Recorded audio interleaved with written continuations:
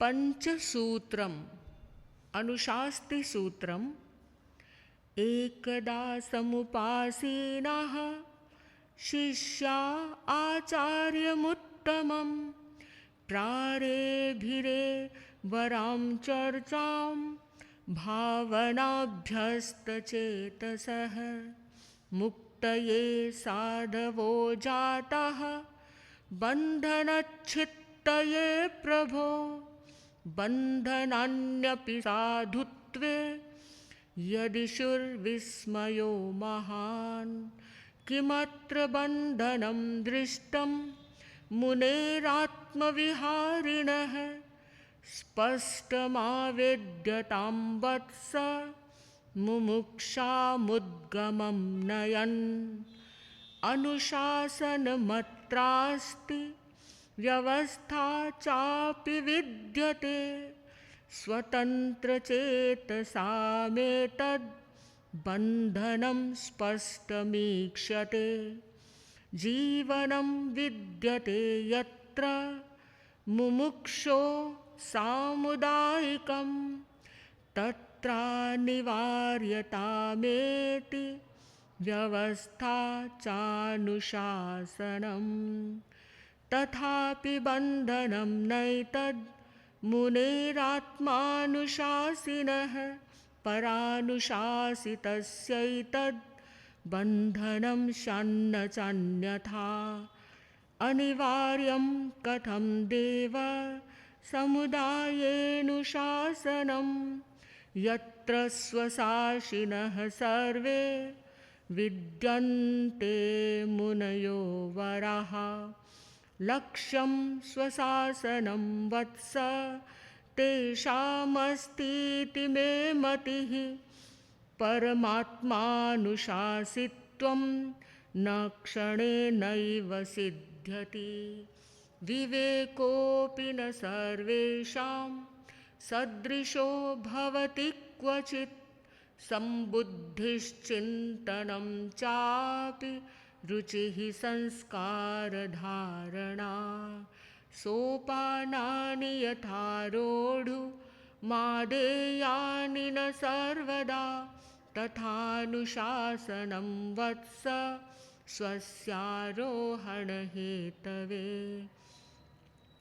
यथा यथा घनं शीतं वासस्तथा तथा घनं क्षीणं यथा यथा शीतं पेलवं तत्तथा तथा यथा यथा घनो मोहः तथा तथानुशासनं यथा यथा कृशो मोहः तथा तथानुशासनं तद्दिनं चापि सम्भावि यस्मिन्नात्मानुशासनं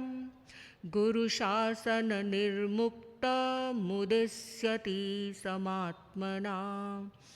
एतत् सम्बुद्धिसंगम्यं न दीपः सति भास्करे न दीपा अपि यामिन्यामिति बुद्धेरगोचरम् एतत् युक्तं नानुशिष्टिः सूदिते स्वानुशासने स्वानुशिष्टेरभावेऽपि नार्हा सेति न सम्मतं यथा यथोदयं याति पुण्यं स्वात्मानुशासनं विफणावस्थमार्याणां तथा तथानुशासनं सरोवरस्य मध्यस्थं निर्लिप्तं नलिनीदलं तथानुशासनस्थोऽपि न लिप्तः शासितात्मकः श्रीकालुगणिनः पुण्यमुदाहरणमिष्यते यस्य स्वशासनेनाप्तं कृशत्वमनुशासनं कृशत्वं यो न यच्छिष्यः सद्गुरोरनुशासनं स कथं स्याद् विनीतात्मा संशये भगवन्नहम् गुरुर्वाञ्छति शिष्येषु विकसेदात्मशासनं न वाञ्छति भवेयुस्ते नित्यं सम्प्रेरिता परहि गुरुर्बध्नाति नो जाले मीनानिवेहमैनिकः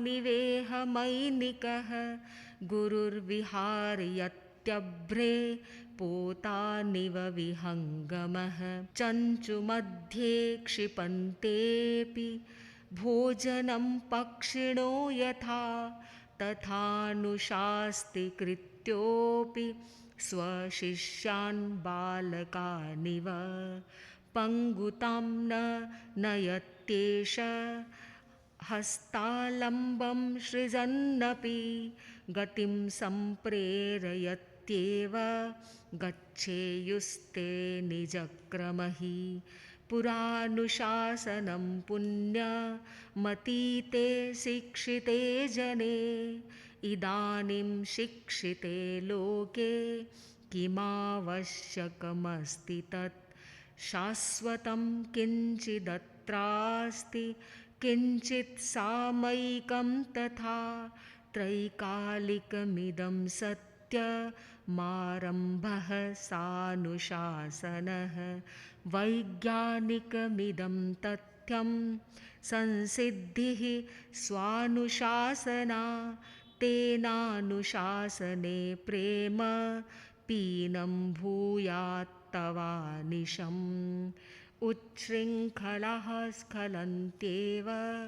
पुरो यान्ति सुशृङ्खला तेनानुशास्तिमासाद्य स्वानुशिस्तेः पथिव्रज पुरा स्वातन्त्र्यमिच्छन्ति तेनार्हन्ति स्वतन्त्रतां पुरानुशास्तिमिच्छन्ति तेर्हन्ति सुस्वतन्त्रतां तावच्छिष्यो भवेच्छिष्यः यावत् साहाय्यमाप्नुयात् अनुशासितुमात्मानं शिस्तेरेतत् प्रयोजनं सर्वां चर्यां विहारञ्च वासं शिक्षां तथा परं सर्वं सुसंयतः कुर्यादनुसृत्यानुशासनं भारं वहति यो बुद्धिः स नार्हति समर्पणं तद्विना नानुशास्तिः स्यात् स्वीकार्या नम्रभावतः यत्र शिष्यो न मन्येत गुरुं स्वहृदये स्थितं समर्पणं न तत्र स्यात् नानुशास्तिश्च हार्दिकी गुरुश्चापि न मन्येत शिष्यं स्वहृदयं गतं वात्सल्यं न च तत्र स्यात् नानुशास्तिश्च हार्दिकी विनयो नाम शिष्याणां वात्सल्यं च गुरोरपि यत्र योगं प्रकुर्वाते तत्र हार्दं समर्पणं यत्र तत्रानुशास्तिरात्मिकी यत्रानुशासनं हार्दं तत्र शासनगौरवम् व्यवस्थासूत्रं व्यवस्था सत्यमाप्नोति सत्यं शिवत्वमश्नुते शिवं यत्र भवेत् तत्र सौन्दर्यं सहजं भवेत् समपङ्क्तौ स्थिता भान्ति मानवाः सममस्तकाः फलमेतद्व्यवस्थायाः अव्यवस्था विमुह्यति व्यवस्था मुख्यतां नीता तेन देवार्यभिक्षुणा तेरापन्थस्य सौन्दर्यं तत एवास्ति भूतले आचार्योऽत्र भवेदेकः शुः शिष्या अपरे समे इति व्यवस्थया तेन कल्होन्मूलनं कृतं शिष्यलोलुपता भूयः साधूनां विनिवारिता शक्तिः भक्तिः पुञ्जीकृता पुण्या विनयोद्भवमाश्रिता न हि सर्वत्र सञ्चारी सविता किन्तु तत्कराः सञ्चरन्ति च सर्वत्र हरन्ति जगतस्तमः आचार्यस्य करीभूता विहरन्ति मुमुक्षवः हरन्ति जगतोध्वान्तं सञ्चरन्ति पृथक् पृथक् तेऽप्येकं प्रमुखीकृत्य विहरेयुरियं स्थितिः धर्मप्रवृद्धये कारि गणस्योन्नतये ध्रुवम् कराणां तत्करत्वं स्याल्लीयेरंस्तरणौ निजम् उत्थितं जलधिर्वारि पुनरेति महार्णवम् मुख्यानां तद्धि मुख्यत्वं लीयेरन्गणिनिस्वकम् अनन्यत्वमतः सिद्ध्येत् जीवानां ब्रह्मणा यथा पुस्तकेषु प्रदत्तेषु गणिना पाठहेतवे न स्वामित्वं प्रकुर्वीत नान्येषु गणवस्तुषु ममकारं न कुर्वीत सहगामिषु साधुषु साध्वीषु सर्वथाप्येष योगोऽस्ति प्रातिहारिकः अनन्तरं चतुर्मास्या आयाता अग्रगामिनः अर्पणप्रवणां शब्दावलिं जल्पन्ति तत्क्षणं शब्दात्मा न भवेदेषा भावाद्विप्रच्युता ध्रुवं न हितं साधयेत् किञ्चित् व्यवस्था खलु शाब्दिकी अव्यवस्था व्यवस्थायाः शाब्दिक्याः प्रवरा भवेत् यस्याम प्रत्ययः स्पष्टं न मोहं विनयेद् मनः सप्राणासौ व्यवस्था स्यादिति बाढमपेक्षते अन्यथा शिष्यनिर्मुक्तिः कृतापि न कृता भवेत् यथावश्यकमाचार्यः साधून् साध्वीश्च योजयेत् साहाय्यं तत्र कुर्वीरन्नाचार्यस्य सुचेतसः एतत् साहाय्यमार्याय दातुमर्हन्ति साधवः यथाग्रगामिनस्तद्वद् मुनयः सहगामिनः आवश्यकं परिवर्तं स्वीकुर्वीरन् सहर्षकं तदाचार्यस्य सारल्यमत्र कामं प्रजायते ग्रामेष्वाचार्यदिष्टेषु प्रवरेष्ववरेषु च विहारो मुनिभिः कार्यः श्रयद्भिः समभावनाम् आहारस्य व्यवस्थाया यदाचार्येण सृज्यते तथैव पालनीया सा प्रमाणं वार्तमानिकी पुरा विभागः साधूनां साध्वीनां चाभवत् समम् इदानीं प्राप्यते सर्वैः स्वानीता गोचरी स्वयं सौविध्याय कृतास्तेषा व्यवस्था सुनियोजिता यथावश्यकमेषापि परिवर्तनमर्हति सामुदायिककार्याणि दीक्षाक्रमेण सन्ततं सर्वैरपि विधेयानि व्यवस्थेयं परं विहारकारिणां केषां स्थिरवासमुपेयुषां शरीरास्वास्थ्यमाप्नुवन्ति भक्तानां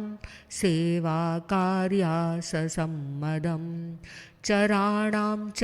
चरासेवा स्थिरा स्थैर्यमुपेयुषां द्विविधापि विधातव्या सकलैरग्रगामिभिः पुरा गाथा प्रबन्धोऽभूत् सेवा सम्प्रति साधिता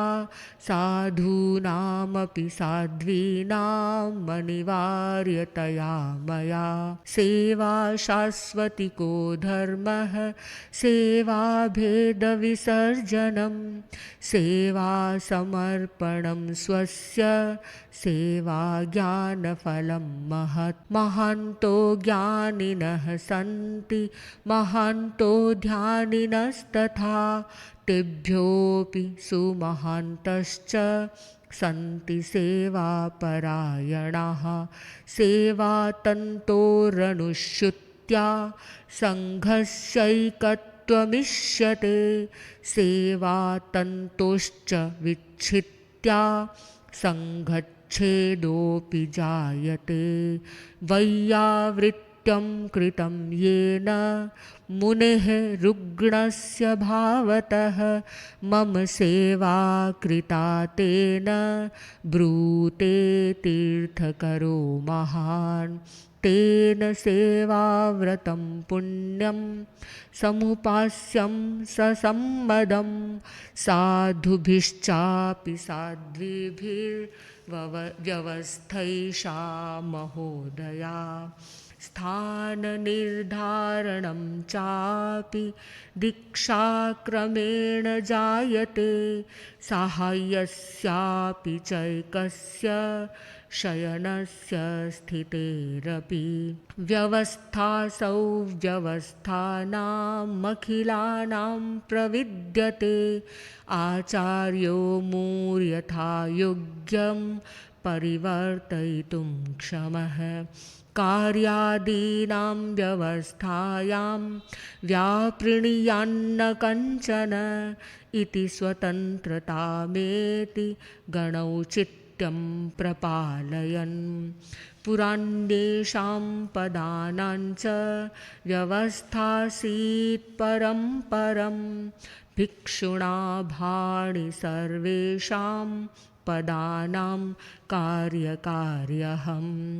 ततस्तेषामप्रवृत्तिरस्माकं शासने भवत् परन्तु न निषेधोऽत्र कृतस्तेन महात्मना महानद्य गणो जातः कार्यं विवृद्धिमाश्रितं तेन काचिद्व्यवस्थापि मयाद्य समपेक्ष्यते महामतेर्महाबोधिः श्रीभिक्षोर्दूरदर्शिनः हार्दं सम्बुध्यमानोऽहं व्यवस्थां काञ्चिदारभे पुण्यात् चतुर्निकायात्मा व्यवस्था क्रियते मया प्रबन्धः साधना शिक्षा साहित्यञ्च भवन्त्यमि व्यवस्थापकवर्गेण सर्वेऽमि सुव्यवस्थिताः गणस्योन्नतये नूनं भाविनः सुसमीक्षिताः व्यवस्थापकवर्गोऽत्र गणिनैव नियोक्ष्यते एको निकायसचिवः नियुक्तोऽत्र भविष्यति आचार्येण परां प्रीतिमावहन् प्रत्ययास्पदं विनम्रो धृतिमान् सङ्गनिष्ठां यः सुदृढं वहेत् आचार्याज्ञां समासाद्य स तां क्रियान्वितिं नयेत् व्यवस्थापकवर्गेण तथान्यैः सहयोगिभिः यथा कार्यं यथा योग्यमाचार्येण महात्मना व्यवस्थाव्यवहार्यासौ सर्वं स्वातन्त्र्यमर्हति कदाचित् सम्प्रवर्तेत निरुध्याच्च कदाचन नात्र कश्चित् परिप्रश्नः कार्यः शासनसेविभिः कार्यः शासनसेविभिः। चर्या सूत्रम किमर्थं साधवो जाताः स्मरणीयमिदं मुहुः स्मृतिरेषा महापुण्या लक्ष्यं सदानुधावति नाहाराय न पानाय नाश्रयाय न वाससे अस्माभिः स्वीकृता दीक्षा न प्रतिष्ठोपलब्धये आत्मोदयाय साधुत्वमस्माभिः स्वीकृतं शुभं तेनात्मनि दृढा श्रद्धा समुन्नेया मुमुक्षुभिः वैभाविकप्रवृत्तीनां निवृत्तिरुदयो भवेत् यथा यथा निवृत्तिः स्यात् तथा तथान्तरोदयः कायोत्सर्गस्तथा ध्यानं भेदविज्ञानचिन्तनं लक्ष्यसिद्ध्यै भवेत् कार्योऽभ्यासो मीशां मुहुर्मुहुः कषायो मन्दतामेति क्रमेणानेन चारुणा कषाये मन्दतां प्राप्ते शान्तिरुज्जृम्भते वरा स्वभावे शान्तिमायाते साधुता शोभते शुभा आनन्द उदयं याति वाचा निर्वचनीयकः दीक्षा प्राप्ता न च प्राप्तः आत्मानन्दो यदोदयं तदा त्यक्तं गृहं नाम न त्यक्ता गृहवासना मूल्यं क्षणस्य विज्ञाय भाव्यं भूयो प्रमादिना दिनचर्यां स्थिरीकृत्य निश्चित्य कार्यपद्धतिम् अपेक्षा विविधा सङ्घे वैविध्यं च रुचेरपि तेन स्वरुचिमालम्ब्य कर्तव्यः कार्यनिश्चयः सेवारुचिर्मुनिः कश्चित् स सेवेत गणं समं न भेदं समपेक्षेत सेवाकार्ये स कञ्चन सङ्घाटकं समं सर्वं साहाय्यं च समं तथा पश्यतश्चक्षुषी यस्य गणमेकं स पश्यति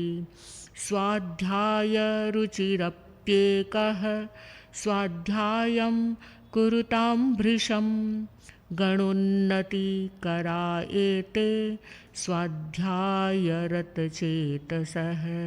विद्यावृद्धमिदं विश्वं यन्निर्विद्यानुपेक्षते स्वाध्यायस्नातकाः सन्तो भवन्त्यभ्यर्हिता जनैः एकः कृतरुचिरध्याने ध्यानं धरतु सन्ततं चिरतां स गणस्यायुर्नयते नात्र संशयः ध्यानाग्निनेरितो नित्यं निर्मलो भासते गणः परं मलापनोदाय नौषधं ध्यानसन्निभम् व्याख्यानरुचिरप्यत्र करोतुद्यममुन्नतं गणं प्रभावयन्त्येव व्याख्यानप्रवणा भृशम् वाक्कौशलं चमत्कारो यात्वस्ति महतो महत् आकर्षति जनान् सद्यः तथानुगमयत्यपि साहित्यरुचिरेकः स्यान्निर्माणार्पितमानसः विचारान् नूतनान् भव्यान् सग्रथ्नातु शुभाकृतौ लाभमश्नुवते लोकाः प्रभावोऽपि च वर्धते विचारसाम्यमापन्ने पूर्वमैक्यं प्रजायते एकेन्द्रियजयरुचिः स नित्यं यततामिह सर्वेन्द्रियजयरुचिः विकासं सोऽपि गच्छतु अनेके सन्ति पन्थानः साधनाक्षेत्रचारिणां प्रकर्षं चरणान्नेतुमवलम्ब्यो यथा रुचि सर्वे सर्वाध्वभिर्गन्तुं सामर्थ्यं लभतां वरं किन्तु सर्वात्मना सर्वे गन्तुं सर्वत्र नेशते तेनैको मुख्यरूपेण समालम्ब्यो मुमुक्षुणा केवलं लक्ष्यसंसिद्ध्यै न प्रभावयितुं परान् ग्रन्थान् कश्चिल्लिखिन्नापि किन्तु स्वाध्यायमाश्रयेत् कुर्याद्ध्यानं तथा गच्छेत् सर्वेन्द्रियजये रतिं मुमुक्षत्वमिदं पुण्यं न च ग्रन्थादिलेखनं फलोपमं तदेतत् स्यात् मूलं फलैर्विशिष्यते चर्यायां वर्तमानस्य प्रमादः क्वापि जायते उपदेशो विधातव्यः तत्र ज्येष्ठेन सादरम् इत्थं न वर्तितव्यं स्यादुपदेशो भवेदसौ जातायां विस्मृतौ तस्य कर्तव्या स्मारणा भवेत् पुनस्तत्र प्रमादे हि प्रतिस्मारयते गुरुः प्रायश्चित्तं ततो देयं ततो निष्काशनं गणात् कुथितं कोथयेत्पत्रं तम्बोलस्य पराण्यपि तथैव कुथितः साधुः कोथयेदपरानपि संख्यया नैधते तेजः शक्त्याभिवर्धते नयन्ति गौरवं संघमपि चाल्पे तपस्विनः कदाचिद्धीयते संख्या कदाचिच्च विवर्धते नास्या महत्त्वमस्त्यस्य तिष्ठेत् संघो विशुद्धिमान् गणगङ्गाजले पुण्ये प्रवहति निरन्तरं स्नाता भवन्ति भूयांसो निर्मलान्तः प्रवृत्तयः आलम्बन सूत्रं लब्धालम्बं पुष्पं स्थानं कल्याणमेति फलदाङ्के लब्धालम्बो भिक्षुः स्थानं कल्याणमेति गच्छाङ्के मुक्तालम्बं पुष्पं सद्यः पातं प्रयाति भूम्यङ्के मुक्तालम्बो भिक्षुः सद्यः पातं प्रयाति रागाङ्के आलम्बनानि भूयो मुनिना पीनानि तद्विधेयानि निदिशामि तत्र कतिचित् स्वयमूह्यानीतराणि सापेक्षम् आलम्बनमिदं कार्यं विषयेच्छानिवृत्तये इन्द्रियाणि प्रधावन्ति विषयेषु शरीरिणाम् इक्षुवद्विरसाः प्रान्ते सेविताः स्युः परे रसाः सेवितस्तु रसः शान्तः सरसः स्यात्परं परं जीवनं यत्र तत्रास्ति परिस्थितिप्रताडनम् आलम्बनमिदं कार्यं विजयाय परिस्थितेः पत्थरेणाहतो कीबो क्षिप्पं दशैपत्थरं मिगारी ऊसरं पप्प सरुपत्तिं वमग्गति तः बालो दुहिवत्थुं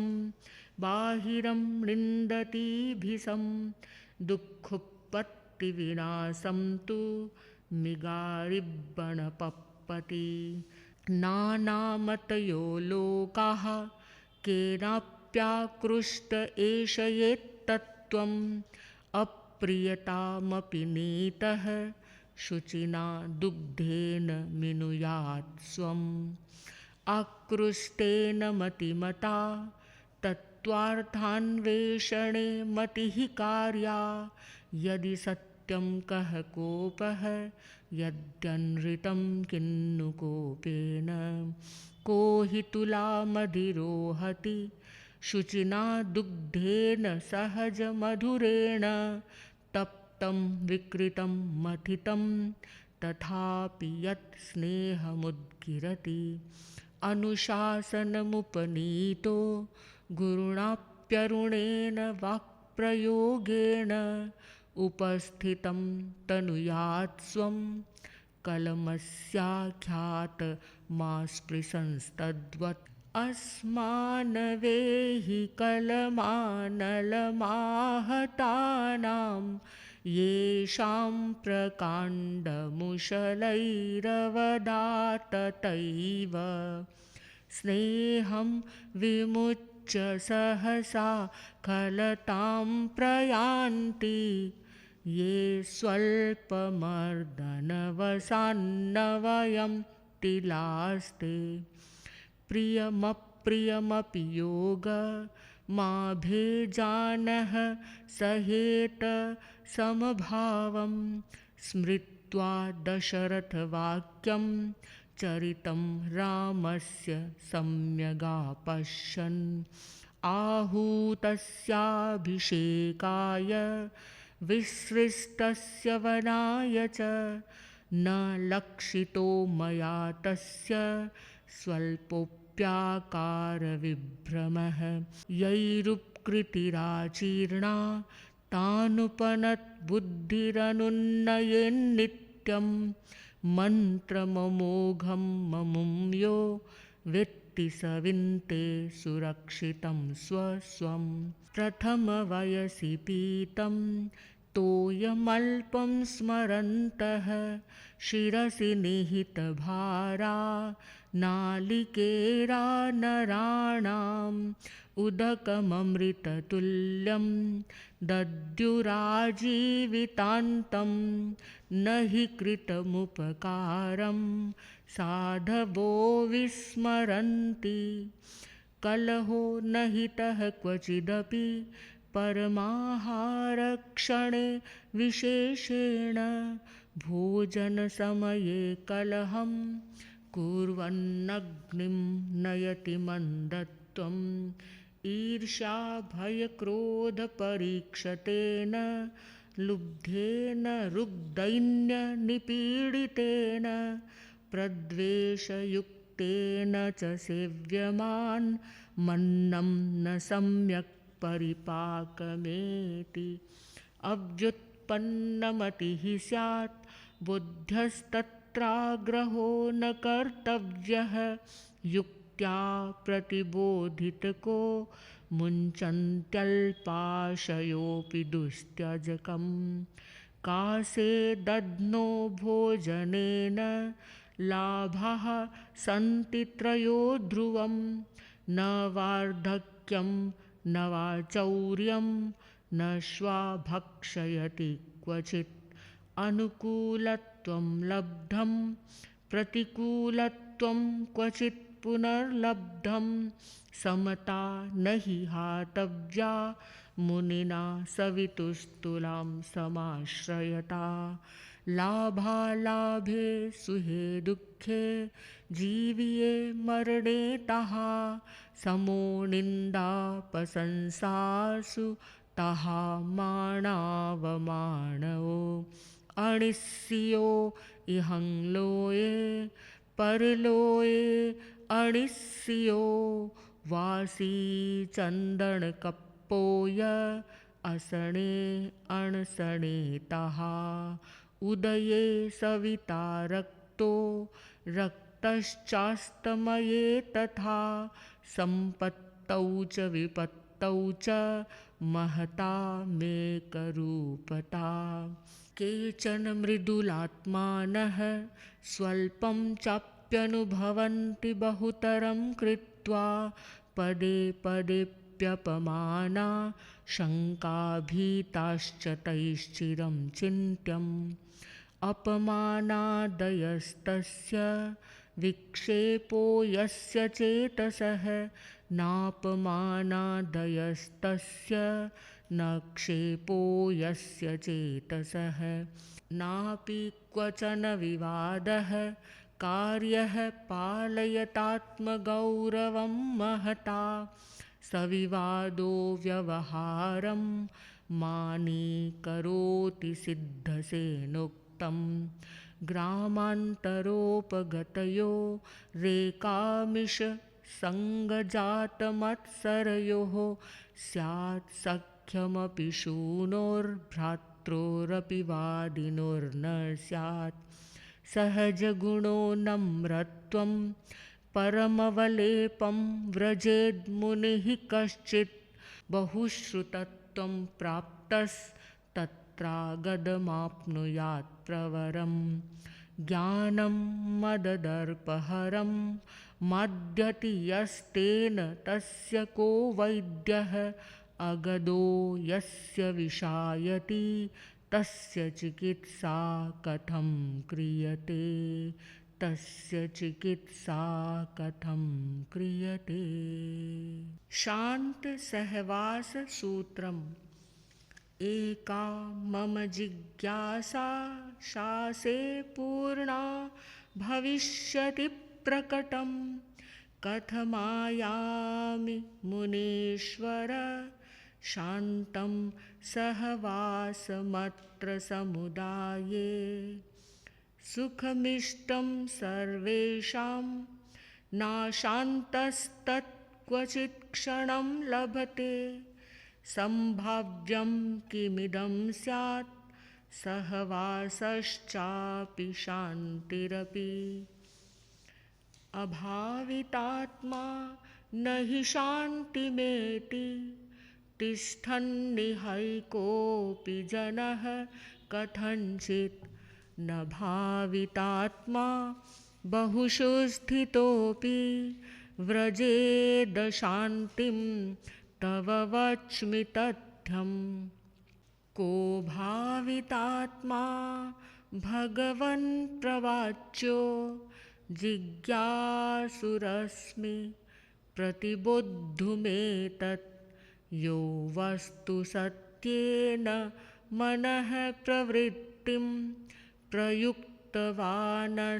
स भावितात्मा एकत्वमाप्तोऽपि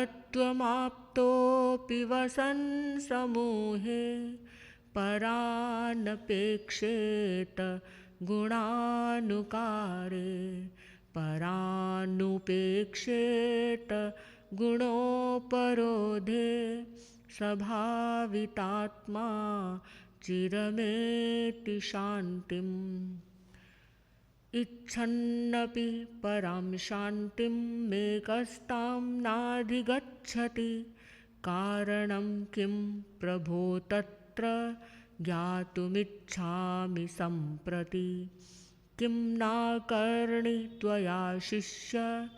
सुभाषितमिदं वचः अज्ञानं सर्वपापेभ्यः पापमस्ति महत्तरम् अज्ञानं खलु कष्टं क्रोधादिभ्योऽपि सर्वपापेभ्यः अर्थं हितमहितं वा न वेत्ति येनावृतो लोकः अज्ञानस्य जिहासायै किञ्चिदिच्छामि भाषितं यदि नो कष्टसंस्पर्शस्तद्दृश्यो देव सम्प्रति अन्योन्यं वत्स सन्देहो निरपेक्षा मनः स्थितिः अभावः सहयोगस्य स्वार्थसिद्धिः प्रधानता अपालनं समत्वस्य मर्यादाया उपेक्षणं न्यूना कर्तव्यनिष्ठा च सुतरामसहिष्णुता स्वच्छन्दा वृत्तिरज्ञानमनुशासनपद्धतेः अविवेक इमे स्पष्टमशान्तेः सन्ति हेतवः सन्देहेन द्वैधभावश्च तेन नैकात्मत्वं तद्विना नैव शान्तिः सन्देहेनोच्छेदमापप्रसिद्धं सङ्घो नूनं वृज्जिकानां सुशक्तः सापेक्षत्वं पश्य तत्सूत्रमस्ति येनान्योन्यं वीक्षतेऽनन्यदृष्ट्या यत्रान्योन्यं नाम नापेक्षतेऽपि सङ्घोच्छेदो जायते तत्र नूनं साधूनामात्मसान्निध्ये युक्तास्ति निरपेक्षता किन्तु देहस्य सान्निध्ये सापेक्षत्वमपीप्सितं सापेक्षत्वविकासेन सहयोगोऽभिवर्धते सहयोगस्य भावोऽस्ति तत्र प्रीतिः परा भवेत् अस्ति प्रीतिः परा यत्र स्वार्थस्तत्रैति गौणतां यत्र स्वार्थविमोक्षोऽस्ति विश्वासस्तत्र राजते स्वार्थवृत्तिरिहैकस्य द्वितीये परिवर्तनं तावज्जनयति प्रायो यावच्छक्यं न कल्पितुं नियमास्तत्कृतेऽन्येषुः येन स्वार्थः प्रसिद्ध्यति नियमास्तत्कृतेऽन्ये च येन स्वार्थो न सिद्ध्यति सम्बन्धानपरान् सर्वान् गौणीकृत्य प्रपश्यति स्वार्थसिद्धिं प्रमुख्येन स्वार्थदृष्टिरसौ जनः स्वार्थस्तनुते चक्षुरन्धं मोहेन भावितं भूयः कुर्वंश्चेतो भङ्गं वैषम्यं प्रतिचरणमपि जनयन् स्वार्थबुद्धेः प्रधानत्वं वैषम्यमिति पर्ययः अविवेको हि वैषम्यं विवेकः साम्यमुच्यते एकः कार्यरतो नित्यमपरो बहुधालसः समदृष्ट्या कथं दृश्यौ प्रश्नोऽयं विद्यते महान् निर्विशेषं यदा स्वामी समं भृत्येषु वर्तते तत्रोद्यमसमर्थानामुत्साहः परिहीयते न मुनिः कश्चन भृत्यः न स्वामी कोऽपि विद्यते विबुधः तेन समारोपोऽयं न हि करणीयो विषमता जननः सेवाकार्या स्वात्मधर्मं विचिन्त्य विद्या देया स्वात्मधर्मं विचिन्त्य विद्याग्राह्या नेति बुद्ध्यैव सेवा सेवा प्राप्ता नेति बुद्ध्यैव विद्या त्यक्त्वा त्यक्त्वा विनिमयबुद्धिं पश्यत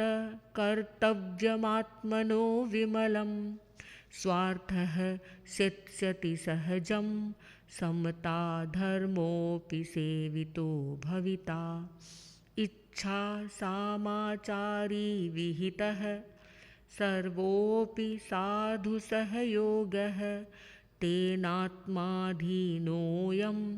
साधूनां भवति सहयोगः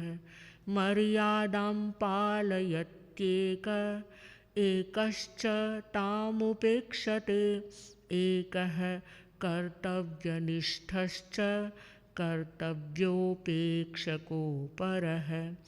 एकस्य जायते ग्लानिरपरस्य भयं ततः एवमान्तरसम्बन्धविच्छेदो जायते ध्रुवम् विधाय विस्तृतं प्रेम जेतव्या ग्लानिरुद्धता मान्द्यं विनाशमागच्छेत् प्रतिबोध्यास्तथा पटु मृदुमध्यादिमात्राभिः प्रतिबोध्या भवन्त्यमी न तु सर्वत्र पन्थः स्यादेक एवावलम्बितः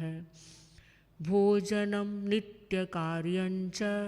विभाज्यमथवा नहि किन्तु वैषम्यबुद्धिस्तु निवार्या मुनिसत्तमहि यथेष्टम् आहरेते द्वौ भवत्येक उपेक्षितः अशान्तसहवासस्य बीजमेतत्परिस्फुटं तिस्रः शुर्व्यापृताः कार्ये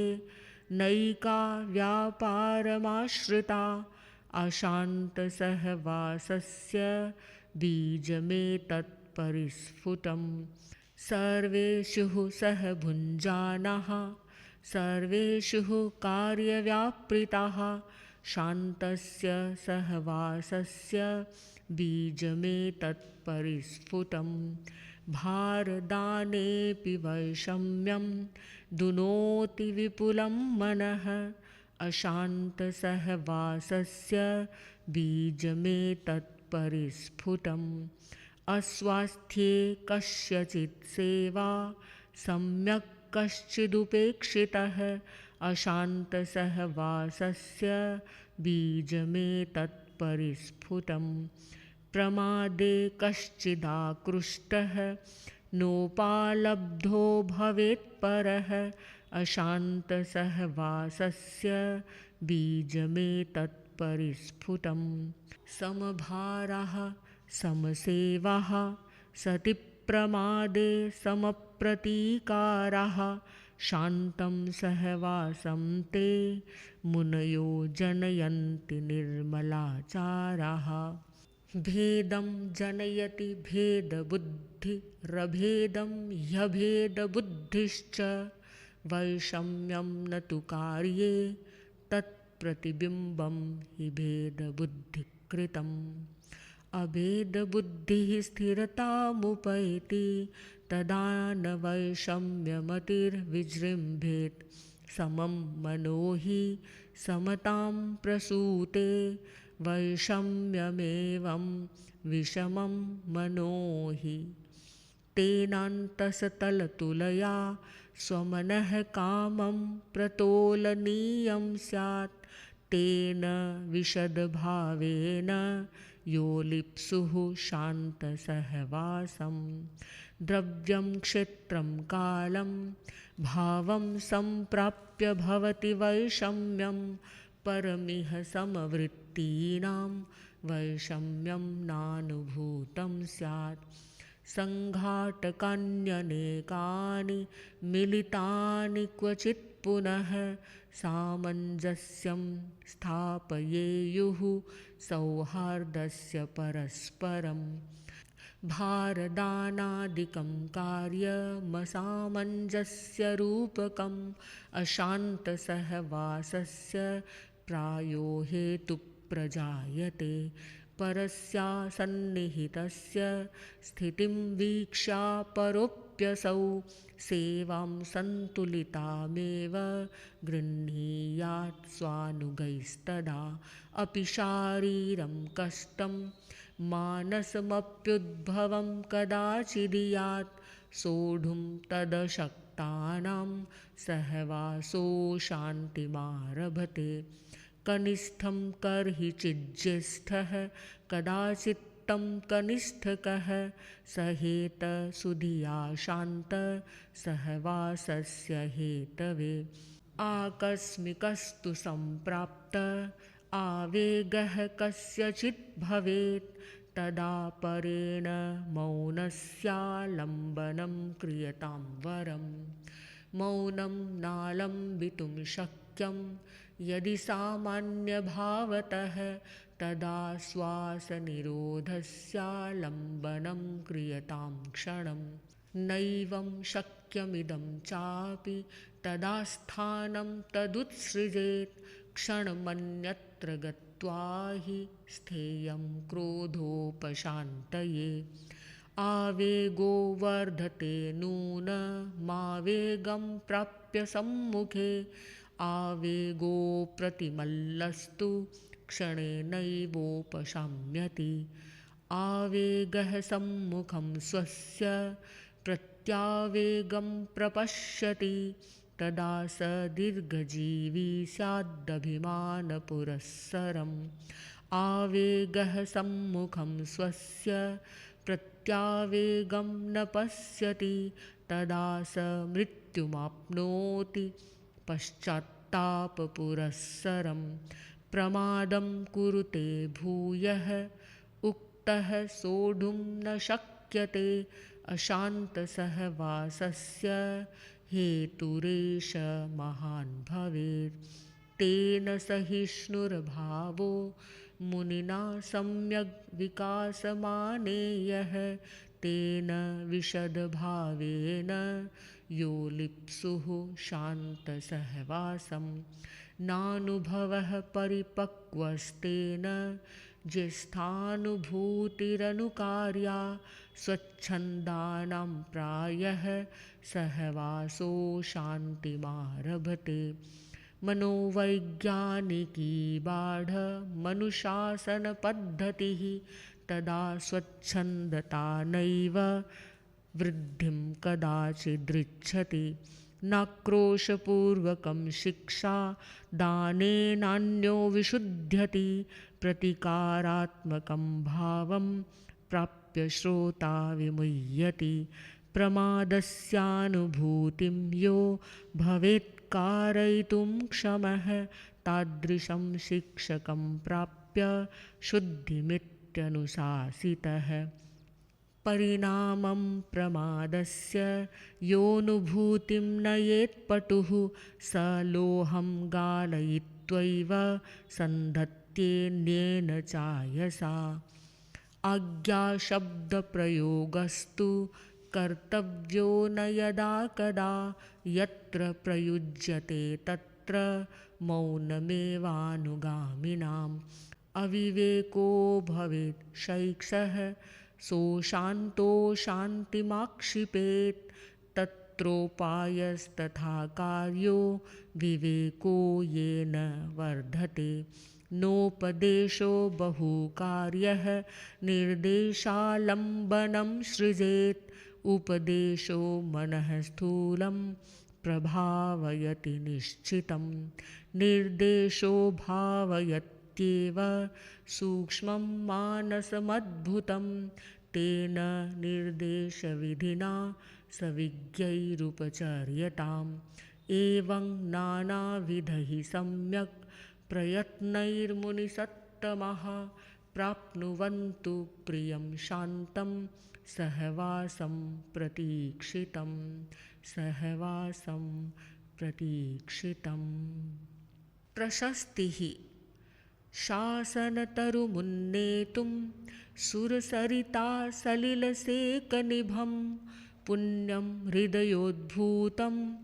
भविता चिरमत्र पञ्चसूत्रमिदम् अस्त्यनुशास्तिः प्रथमा तामनुधावत्यलं व्यवस्थापि चर्यातामनुगच्छति सालम्बः शान्तसहवासः व्युत्पादयितुमबोधान् व्युत्पन्नान् प्रेरयितुमवसन्नान् ग्रन्थोऽयं प्राणाय तुलसी गणिनोपलब्धतथ्येन वैक्रमे द्विसहस्राब्दे द्वाविंशत्युत्तरे वरे सप्तम्यां माघशुक्लायां हिसारे नगरे शुभे आचार्याणां प्रसादेन सर्वेषां पूर्ववर्तिनां नित्यं नवनवोन्मेषो वर्तते शासने महान् जाता स्थितिः शुभनिकायचतुष्टयस्य जाता निकायसचिवस्य वरानियुक्तिः जातो महोदयमहोत्सवसम्पदानां सम्यक् विकासविजयो विजयश्रियश्च सम्यक् विकासविजयो विजयश्रियश्च।